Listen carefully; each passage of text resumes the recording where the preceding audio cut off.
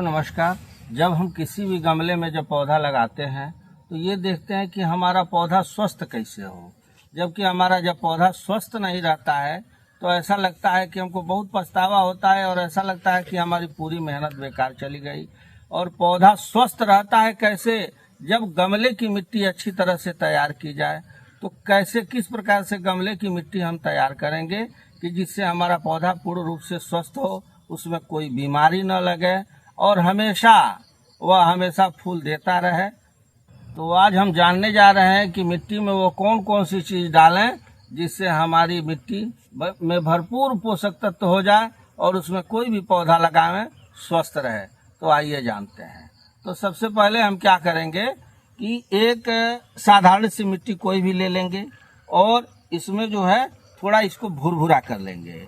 भुरभुरा करने के बाद जब मिट्टी जब खूब महीन हो जाए तो इसमें क्या करेंगे, ये हम पाट लिए हैं, छोटा सा पाट, इससे 5 पाट इसमें मिट्टी मिला देंगे। ऐसे छोटे से पाट से, या आपके पास छोटा कोई बर्तन हो तो उससे भी आप मिला सकते हैं, छोटा मग्गा हो उससे भी मिला सकते हैं। 1% के लिए हम ये रखे हैं कि आपका कहीं संतुलन इधर उधर न हो खाद के और मिट्टी का, इसीलिए हम इस पाट के विषय में बता रहे हैं। तो जब मिट्टी को हम बारीक कैसे मिला लिए, उसके बाद से हम इसमें ले लेंगे कंपोस्ट। कंपोस्ट कितना लेंगे, ठीक उसी पाट से आप क्या करेंगे कि 3 पाट इसमें मिला दिए। इसका मतलब 50% आपका मिट्टी हो गया और 30% ये कंपोस्ट हो गया। अब कंपोस्ट बनाने के लिए कई तरीके होते हैं। या तो गोबर की सड़ी हुई खाद आप ले लें जो 1 साल, कम से कम 1 साल पुरानी हो और सड़ गई हो।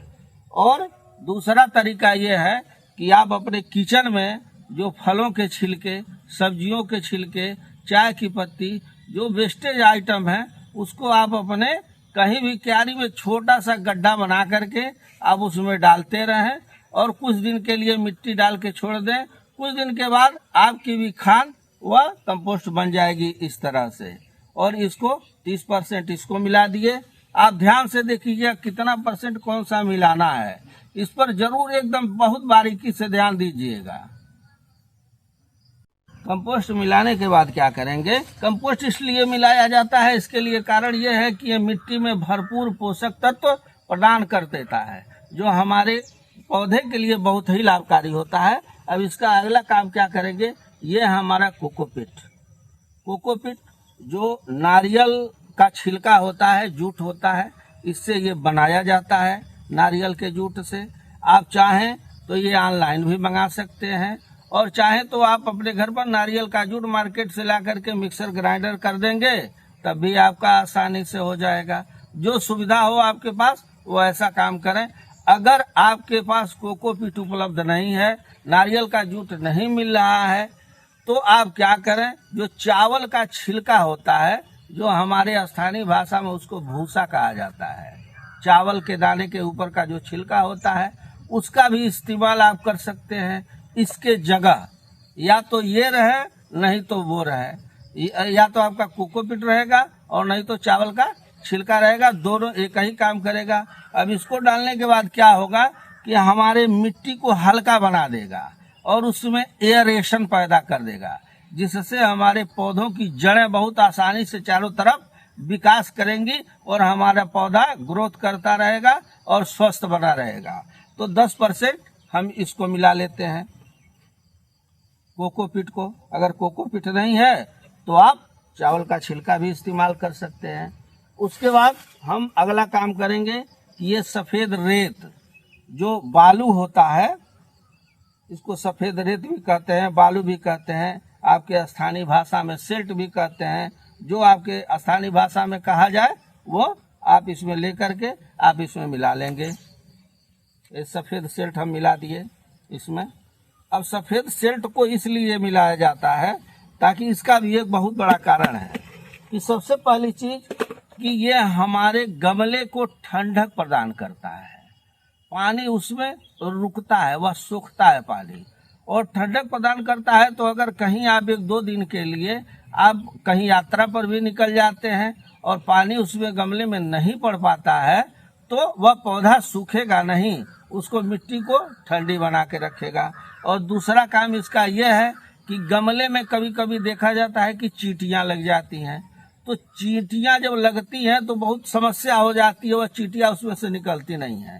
तो ये जब सेट उसमें डाल देंगे मिट्टी में, तो चींटियां अपना जब घोंसला उसमें मिट्टी में बनाएंगी, गमले की मिट्टी में, तो क्या करेगा, सेट आकर के उनके घोंसले को, उनका जो जिसमें वो घर बना के रहती हैं, उसको भर देगा। तो इसमें से चींटियां भाग जाएंगी, उसमें घर बना ही नहीं पाएंगी, तो रह ही नहीं पाएंगी। तो ये दो काम करेगा आपका सेट, इसलिए इसको जरूर आप मिलाएं। अब अगली चीज की जरूरत पड़ती है पौधे के लिए, कैल्शियम। कैल्शियम पौधे के लिए बहुत ही आवश्यक होता है। और ढेर सारे लोग क्या करते हैं कि उसमें हड्डी का चूरा मिलाते हैं। तो मान लीजिए हड्डी का चूरा सब कोई छुएगा नहीं, खुद हम ही इस्तेमाल नहीं करते हैं हड्डी का चूरा, इसलिए आप इसको चूने को, साधारण चूने को इस मिट्टी में थोड़ा थोड़ा सा छिड़काव कर दें, यानी चारों तरफ यह मिलाने पर मिल जाए, तो इतना पर्याप्त है। इतना यदि हम डाल देते हैं इसमें तो ये पर्याप्त है। यदि इतनी मिट्टी में हम कैल्शियम इतना मिला देते हैं चूने के रूप में, तो यह हमारी इतनी मिट्टी के लिए पर्याप्त है। अब अगला काम ये करेंगे कि एक हम डालेंगे जाइम। जो जाइम का काम क्या है कि जैसे हमारे शरीर में च्यवनप्राश जैसे काम करता है कि बॉडी को स्ट्रांग कर देता है, रोग रोधी क्षमता का विकास कर देता है, रोग नहीं लगते हैं हमारे शरीर में कोई, तो ठीक उसी प्रकार से ये जाइम करता है, जाइम काम करता है पौधे के लिए। तो इसमें इतना हम जाइम डाल देंगे जो किसी भी बीज भंडार पर आसानी से मिल जाता है, और इसको इतना आप जाइम इसमें डाल दें। इतनी मिट्टी में, जितनी मिट्टी का हम पैमाना बता रहे हैं, इसमें क्या क्या डालना है ताकि आपकी मिट्टी भरपूर स्वस्थ हो जाएगी। ये अगली चीज है नीम की खली। ये नीम के बीज से ये बनाया हुआ खली है जो बीज भंडार पर आसानी से मिल जाएगा। यदि आपके यहाँ नीम की खली आपके बीज भंडार पर नहीं भी मिल रहा है तो टेंशन लेने की कोई बात नहीं है। आपके अगल बगल में कहीं भी नीम का पौधा हो, उसके से नीचे से जो पत्तियां गिरी रहती हैं उसको भी आप सुखा करके इसमें डाल देंगे, तब भी वो वही काम करेगा। और नीम की खली डाला क्यों जाता है, ताकि उसके अंदर, गमले के अंदर कोई दीमक या कीड़े न लगे, इसलिए नीम का पाउडर डाला जाता है। हाँ, ज्यादा मात्रा में ये न डालें। आप देखें जितनी मात्रा में हम ये लिए हैं, बस इतनी ही मात्रा में आप इसमें आप नीम की खली मिला दें। इतना नीम का खली इतनी मिट्टी में पूरा पर्याप्त है। ज्यादा अगर मात्रा इधर उधर होगा तो पौधा जलने का भी डर रहता है। तो इसलिए एक एक चीज को बहुत बारीकी से ध्यान से देखिएगा, क्योंकि पौधा लगाते समय हम लोगों को जाने अनजाने में पौधे से इमोशनल अटैच हो जाता है, भावनात्मक लगाव हो जाता है। और जब हमारी मेहनत करने के बाद जब पौधा स्वस्थ नहीं रहता है तो हमको देखने में बहुत कष्ट होता है। अब ये अगली चीज है, ये फंगिसाइड है। कार्बेंडाजिम और मैंकोजेब का ये मिश्रण है। दुकान पर यह आराम से मिल जाएगा बीज भंडार के, और उसको आप जाइए और कहिए कि हमको फंगिसाइड चाहिए। कार्बेंडाजिम और मैंकोजेब का मिश्रण आता है 2 तत्वों का, उसको आप ले लें। इसके डालने से ये होगा कि जो आप पौधे आप लगाएंगे तो उनके जड़ों में सड़न पैदा नहीं होगा। कभी कभी ऐसा होता है कि पौधा हम लगा दिए और पौधा लगाने के बाद पौधा ऊपर से स्वस्थ दिखाई दे रहा है और नीचे से उसकी टहनी, फूल हो या सब्जी हो, कोई भी पौधा हो, उसके नीचे से टहनी सड़नी शुरू हो जाती है और धीरे धीरे वो पौधा गल के गिर जाता है और सूख जाता है।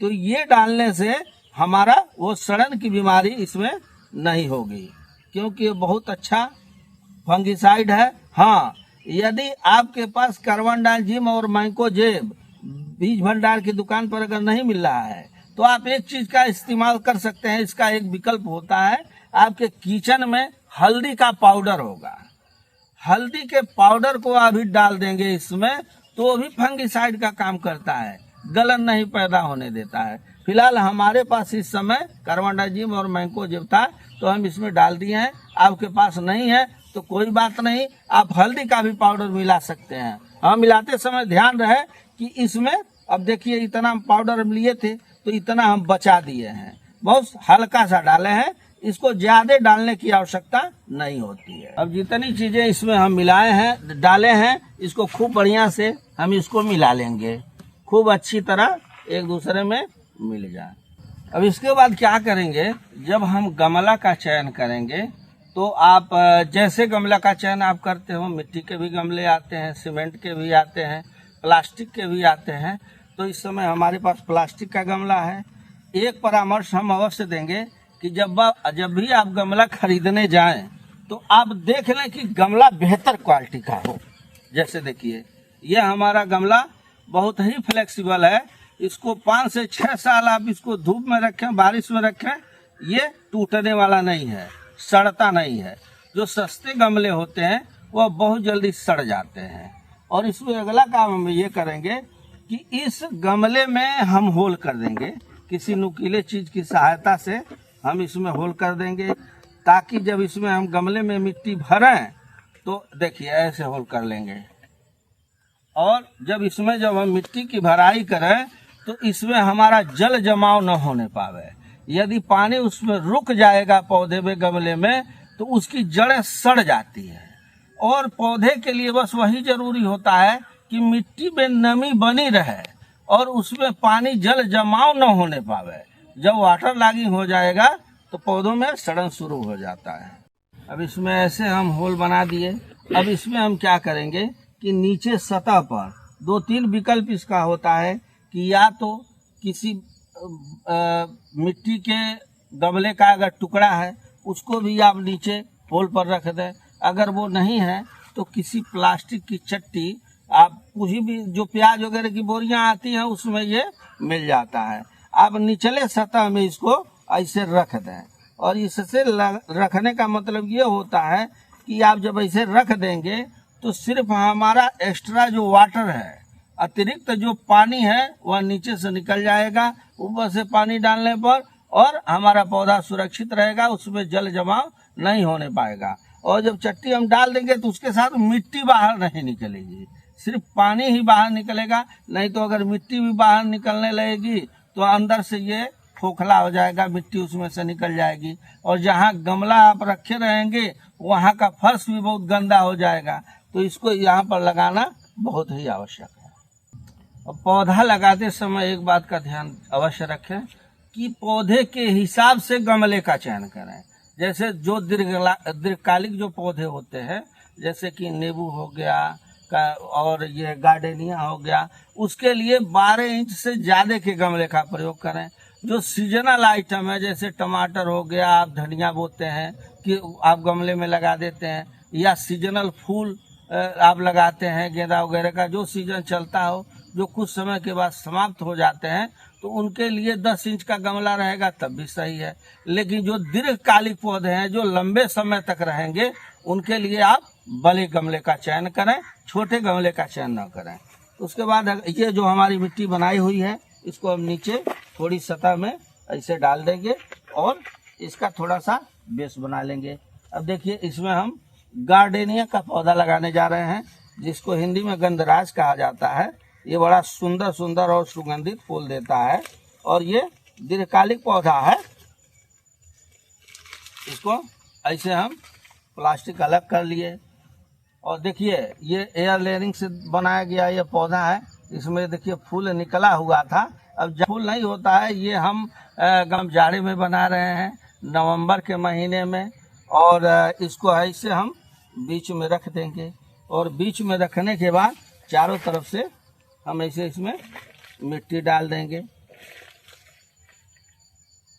मिट्टी डालने के बाद हम क्या करेंगे कि इसमें बहुत ज्यादा मिट्टी को आप दबाएं ना, क्योंकि इसमें फुलफुली मिट्टी आप डालेंगे और जब इसमें पानी आप डालेंगे तो अपने आप वह मिट्टी बैठ जाएगी और अपना जगह बना लेगा।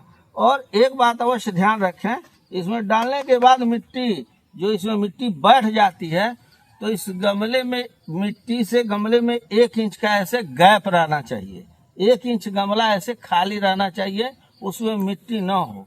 क्योंकि जब हम इसमें पानी डालते हैं तो पानी यहाँ स्टोर हो जाता है और धीरे धीरे पूरी मिट्टी को नमी बनाते हुए और वो बाहर निकल जाता है एक्स्ट्रा पानी, पूरी मिट्टी हमारी नमी हो जाती है और पौधों की जड़ें उसको आसानी से सोख लेती हैं।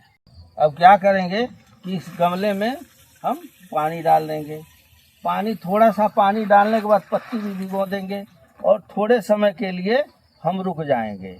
और रुकने के बाद जब ये पानी सोख लेगा कुछ समय के बाद, अब इसमें थोड़े समय पहले हम पानी डाले थे, पानी सोख लिया है, पुनः दोबारा हम इसमें पानी डाल देंगे ताकि नीचे तक मिट्टी नमी बन जाए और पौधों की जड़ें उसको खींचने के लिए एकदम तैयार हो जाएं और इसमें से पानी खींचती रहें। और जितना इसमें हम मटेरियल मिलाए हैं, जो तत्व इसमें मिला हुआ है, वह सारी चीज़ें नमी के द्वारा पौधों में पहुंचती जाएंगी। तो यदि हमारा यह बताने का तरीका आपको अच्छा लगा हो तो चैनल को लाइक करें, सब्सक्राइब करें। तब मिलते हैं अगले वीडियो में, तब तक के लिए धन्यवाद।